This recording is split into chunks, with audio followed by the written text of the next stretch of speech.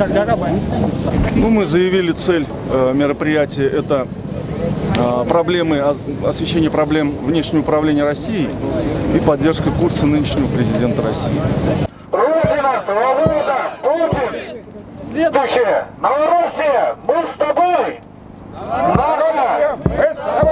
Наша цель – сильная Россия! Наш родной язык – русский!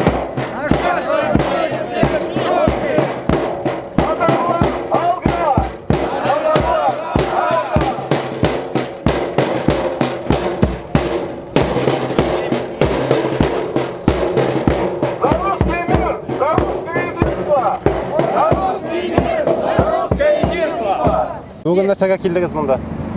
Biz просто прогулкаға шықтық та барымыз. Олар қатнашасыңыз келмей ме?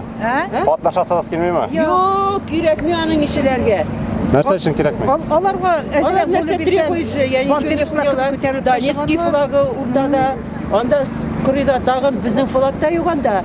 Бог білен, Путин кішкене, Бог больше. Татарстан флагы бар мысың?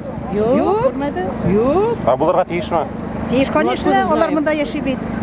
Ринат, бүгін шушы шараға сізді қатнаштыңыз, қарарға келдіңізме, әлі қатнашыра келдіңізме? Әлбәттә катнашып булмый безгә бу чарага. Кызыкны комедияны карарга килдем. Менә карыйм, менә хәзер әйләнеп йөриләр. Әнә күрәсез тегендә Ленин һәйкәле тора. Менә шушында бер инде ничә 30 кеше бардыр, әмма шул 30 кеше әйләнеп йөри. Клоунада, комедия. Керек микән мондай шара аларга узырыз? Ничә уйлыйсыз?